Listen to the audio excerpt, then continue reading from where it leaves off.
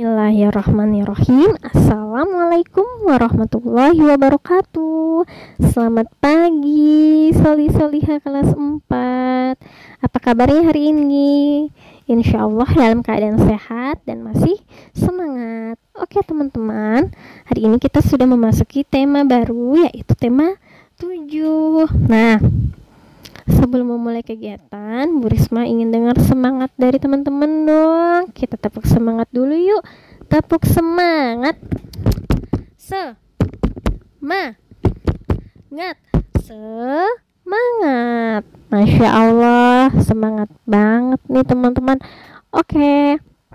Nah, pasti teman-teman sudah membaca Al-Masurat, sudah duha 4 rakaat, sudah sarapan dan sudah mandi ya pastinya. Tidak perlu berpanjang kalam. Sebelum memulai kegiatan, yuk kita berdoa dulu. A'udzubillahi minasyaitonirrajim. Bismillahirrahmanirrahim. Raditu billahi rabbah wa bil islami dinah wa bi Muhammadin nabiyya wa rasulah. Rabbi zidni ilma warzuqni fahman. Amin ya rabbal alamin. Mohon maaf ya teman. Mohon maaf teman-teman kalau suaranya agak fals. Oke, semoga kegiatan hari ini diberkahi oleh Allah dan kegiatan kita berjalan dengan lancar, dan semoga teman-teman dalam lindungan Allah Subhanahu wa taala dan dijauhkan dari virus corona atau virus COVID-19. Oke, dan juga kita semua dalam lindungan Allah Subhanahu wa taala. Oke, teman-teman, mohon disimak video pembelajarannya dengan baik ya.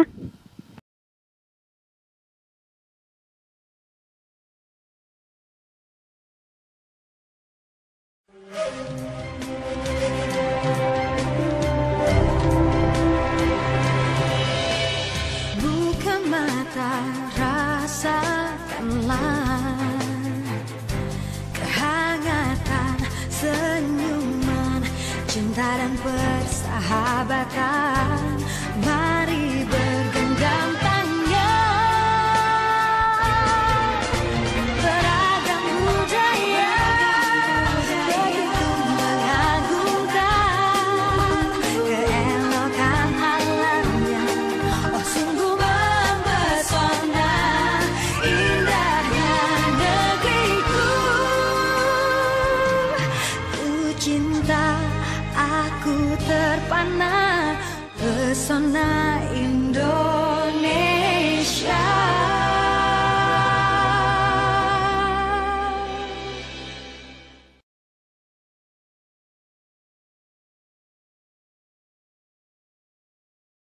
Bismillahirrahmanirrahim.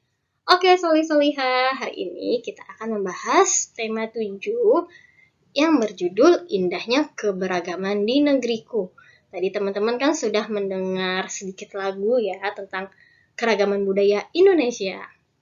Nah, hari ini kita akan mempelajari bahasa Indonesia, yaitu yang berjudul apa? Oke, pasti kalau teman-teman sudah mengambil modul, sudah tahu apa yang akan dibahas. Oke.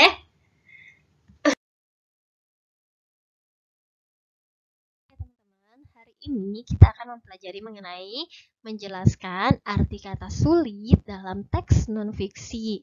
Jadi, kalau di semester 1 kita mempelajari mengenai teks fiksi, yaitu berupa dongeng ataupun legenda. Nah, di sini di semester 2 kita mempelajari mengenai teks non-fiksi. Maksudnya itu adalah teks yang berisi tentang informasi yang nyata. Oke, mohon disimak baik-baik.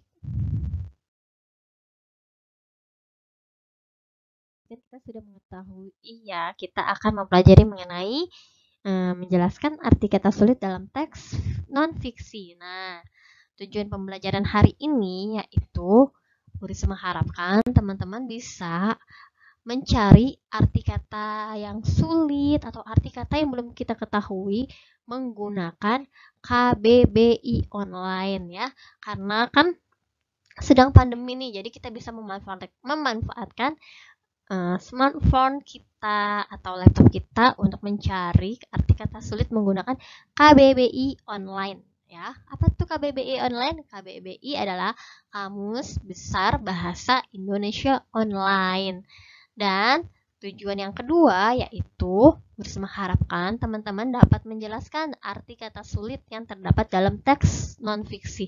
Maksudnya setelah kita mencari, jadi teman-teman kan mengetahui nih arti katanya apa ya. Ternyata misalnya contohnya keragaman. Apa ya arti kata keragaman? Nah, setelah kita mencari melalui KBBI online, berarti kita kan sudah mengetahui. Jadi berharap teman-teman bisa menjelaskannya. Paham ya, teman-teman?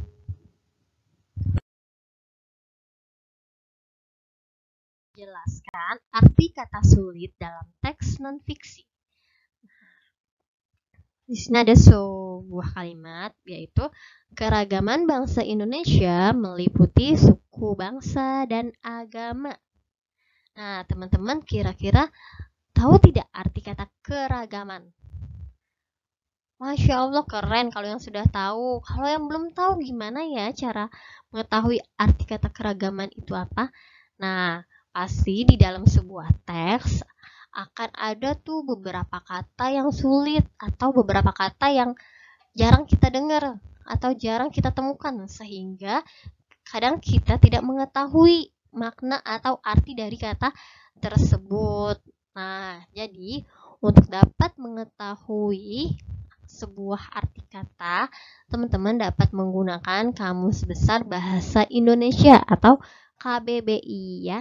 Jadi kamus itu tidak hanya ada kamus Indonesia Inggris, tetapi ada juga yang namanya Kamus Besar Bahasa Indonesia, yaitu kamus yang berisi tentang arti kata-kata.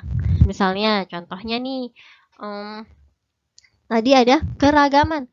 Keragaman itu ternyata memiliki beberapa macam arti juga, tergantung dengan konteksnya. Oke teman-teman, jadi cara mengetahuinya yaitu menggunakan Kamus Besar Bahasa Indonesia.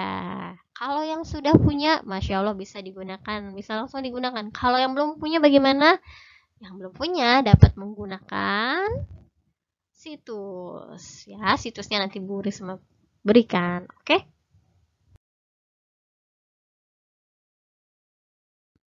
Nah, tadi kan sudah Bu Risma sampaikan ya, kita juga bisa menggunakan sebuah situs, kita memanfaatkan teknologi yang sudah ada, atau kita memanfaatkan smartphone or tab ataupun laptop yang kita miliki, yaitu teman-teman bisa mencari arti sebuah kata menggunakan menggunakan KBBI online dengan mengunjungi situs yaitu kbbi.kemdikbud.go.id ya. Jadi kalau bisa teman-teman menggunakannya yang ini aja ya, kbbi.kemdikbud.go.id. Kenapa?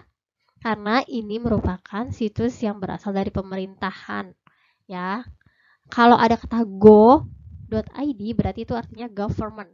Berarti situs tersebut milik pemerintahan, berarti ini pasti resmi ya. Kalau bisa teman-teman hindari menggunakan blog untuk mencari makna kata. Jadi gunakan aja KBBI ya. Teman-teman kbbi.kemdikbud.go.id. Oh iya, mohon maaf kalau suara Bu Risma kurang terdengar karena di sini sedang hujan. Jadi mohon dimaafkan ya, solih-solihah.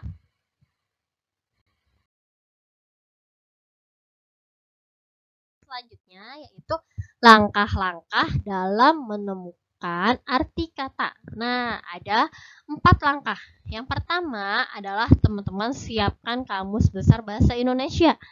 Mungkin ini kalau di sekolah ya, kalau misalkan kita belajarnya tatap muka, kita menggunakan Kamus Besar Bahasa Indonesia. Tapi kalau misalnya belajarnya secara daring seperti ini, teman-teman tinggal bisa langsung mengunjungi situs yang tadi Bu Risma sampaikan. Apa situsnya? Ya, kbbi.kemdikbud.go.id.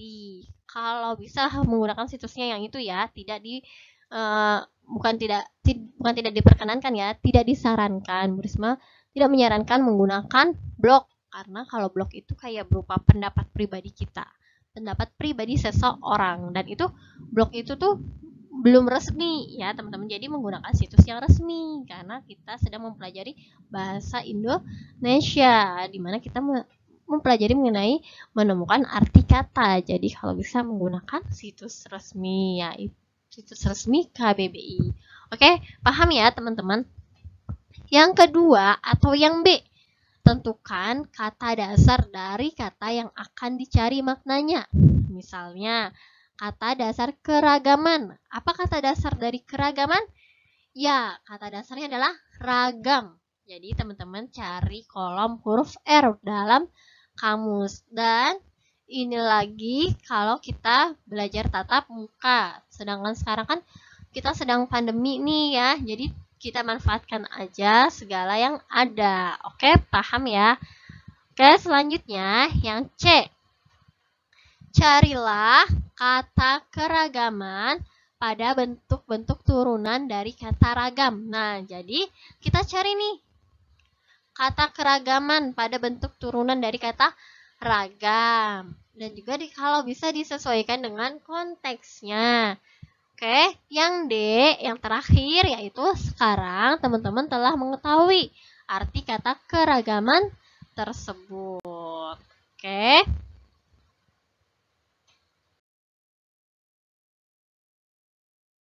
Teman-teman, kita memasuki tugas pertemuan pertama. Nah, jadi tugas ini merupakan tugas wajib ya teman-teman. Kalau bisa dikerjakan sesuai dengan jadwal yang telah diberikan. Maksudnya misalnya hari Senin itu jadwalnya kelas 4 Kholid dan 4 Salman. Nah, berarti kalau bisa di hari Senin itu kelas 4 Kholid dan kelas 4 Salman sudah mengerjakannya. Kenapa? Biar tidak tertumpuk dengan pekerjaan-pekerjaan yang lain atau tertumpuk dengan tugas-tugas yang akan datang ya. Jadi bisa dicicil, paling tidak teman-teman mengerjakan sehari mungkin bisa 1 atau 2 tugas, terlebih kalau tugasnya itu cukup sedikit atau cukup mudah, jadi teman-teman cicil ya. Oke, tugas ini merupakan tugas pertemuan pertama di tema 7 pembelajaran bahasa Indonesia. Jadi teman-teman kerjakan ya karena akan diambil nilai. Oke.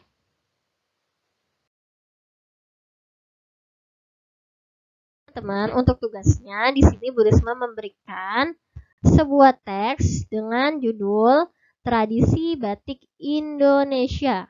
Oke, Bu Risma bacakan dulu ya.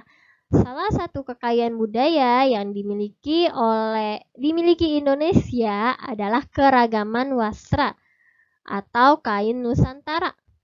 Beberapa kain khas Indonesia bahkan sudah mulai diakui di mancanegara. Batik merupakan salah satu contoh wastra yang keberadaannya sudah mendunia. Banyak turis mancanegara yang sudah mengenal dan menggunakan batik dalam kesehariannya. Itu di paragraf ke-1 atau paragraf pertama. Jadi teman-teman diminta untuk mencari kata yang diberi tanda bold atau yang ditebalkan ya, dan diberi tanda miring. Tanda miring ya, tulisannya yang miring ya. Oke. Selanjutnya di paragraf kedua, batik bukan sekedar seni lukis di atas media kain. Batik Indonesia telah ditetapkan sebagai warisan budaya dunia oleh UNESCO pada tanggal 2 Oktober 2009. Kini batik pun menjadi identitas bangsa Indonesia. Kita pun perlu melestarikannya agar identitas bangsa kita tidak hilang. Melestarikan batik tidak hanya dengan menggunakannya, tetapi memahami makna dan filosofi di balik motif batik dan ragam kain batik tersebut.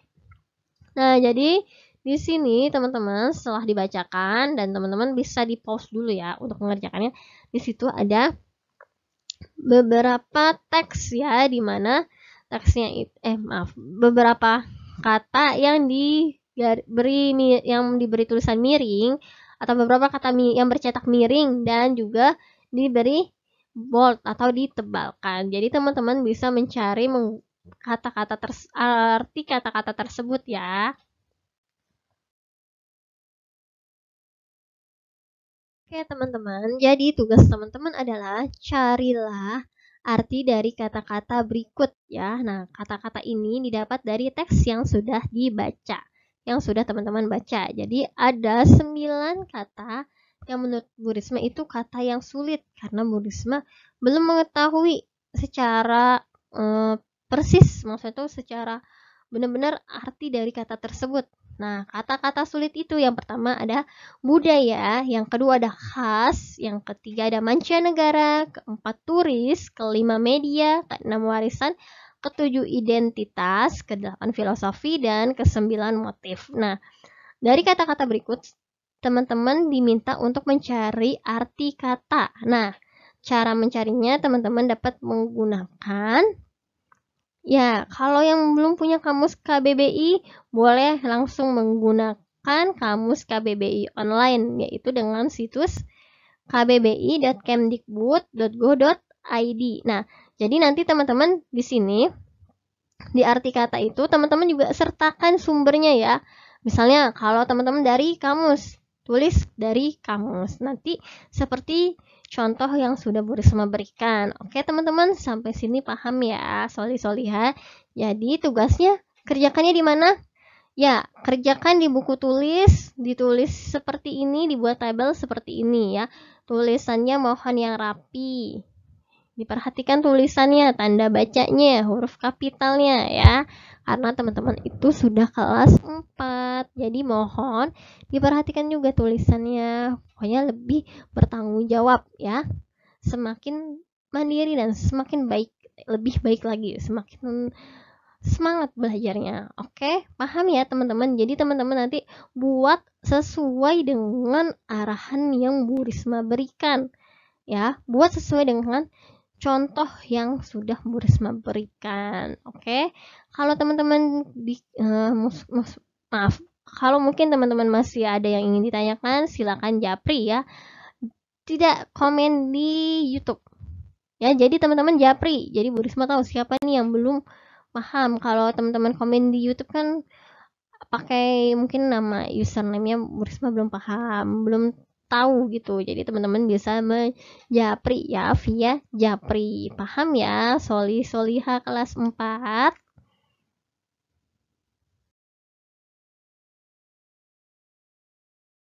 Oke teman-teman, Bu Risma ingin mengucapkan terima kasih Soliha kelas 4 yang sudah menyimak video pembelajaran dengan baik.